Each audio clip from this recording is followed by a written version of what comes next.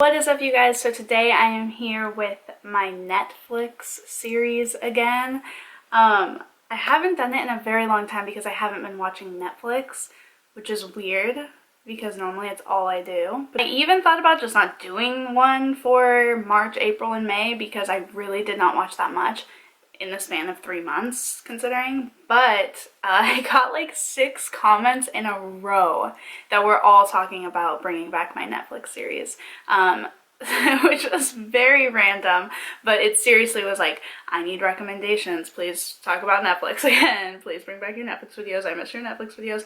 So I thought I might as well just do it. It really has not been a lot considering it's been over 3 months at this point. So let's just get into it, I guess. Also, fun fact, I set up my entire filming getup with my typical white, which is my favorite, white background, only to realize and remember that I'm wearing a white shirt. So that didn't look good. We're just gonna sit at my desk today, so I hope you don't mind. I don't personally like busy backgrounds. I don't know what it is, maybe my OCD. I like things neat, clean, spick span.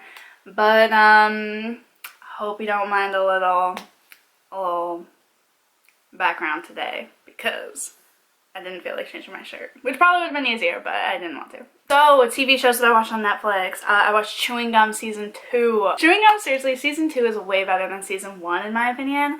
That show is just so quirky and weird and different than anything else that's on Netflix or even cable TV right now. It definitely isn't for everybody. The humor, sometimes I'll even think while watching it, this is some dumb shit, but it's just fun to throw on. I definitely recommend that. There's not that many episodes, so watch season 1 and 2 on Netflix. Then I've been watching New Girl and The Office, like just repeat episodes almost every night. That's mainly what I've been watching. I think that's why I don't have a long list, because if I had been watching new shows, then the list would probably be longer. Or if I put on a movie instead, then obviously I'd have one to watch. But for some reason, I've been watching The Office and New Girl like 24/7. Like, that's all I've been watching when I watch Netflix. It's just reruns of those 2 shows. I heard that New Girl, the newest season that's coming on, so not onto Netflix next, but the next season that's going to be showing on cable TV, I believe in the fall, is going to be the series finale. And that breaks my heart. Like, it's going to be the end. I don't want it to be the end. Oh well. Time goes on, I guess. Does it though? Then I've also been rewatching with my mom from the very beginning. I've been rewatching Supernatural, so I haven't watched, so don't say anything, haven't watched the season 12 that just got put onto Netflix. A lot of you are Supernatural fans, don't say anything, I swear to God. We're on the end of season 2 right now, so got a long ways to go, but I'm having so much fun rewatching it. You pick up so many different things. I mean, the series, it's like 12 seasons long, you know? Like, there's so much information and so much to know. And sometimes I think the first time I was watching it, either I wasn't paying attention or I wasn't following the storyline or picking up on a lot. Super fun to rewatch. I love that show, absolutely. My mom is in love with Dean, and I'm like, who isn't? Because Sam's honestly a little bitch. But it's funny to watch her fall in love with these characters that I've loved for literally over a decade now. Also watched 13 Reasons Why. I had to. I wasn't going to. I waited a long time. I didn't watch it until May. But I almost just wasn't going to watch it. I read the book when it first came out a long time ago. And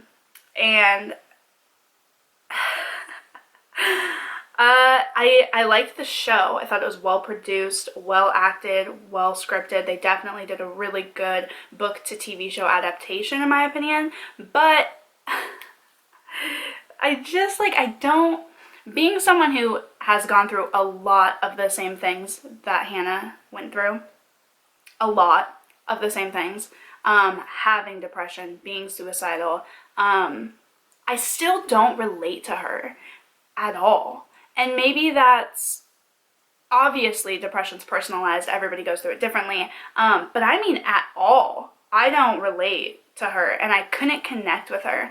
And I remember not really vibing with her in the book either, and that's when I read it when I was really heavily going through my depression. I still wasn't really connecting with her, and I remember feeling that way, and then watching the TV show, I feel almost the exact same way. So, I don't know. I've heard some other people feel that way as well, and I've heard some people talk about the book that way as well, so it's not just me, but I know a lot of people did relate, and this TV show has helped a lot of people in a lot of great ways, so I'm super stoked and excited that it's been able to do that. But me personally, in my honest review of the TV show, I thought it was really, really well produced and whatnot, but I just still didn't connect with it.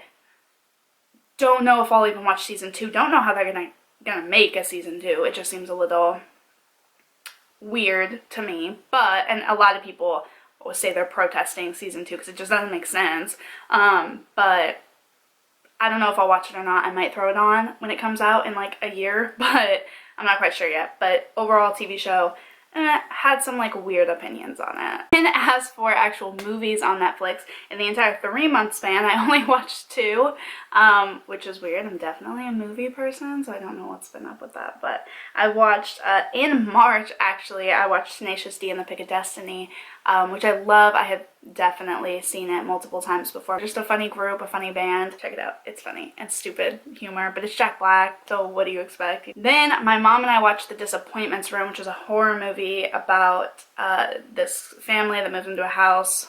Typical. There's this room that's on the blueprint. Turns out it's haunted. Like, it was so typical. It wasn't the best, but I'm pretty picky about my horror movies. I get scared easily if I'm like in person, but movies don't really scare me easily, or TV shows don't.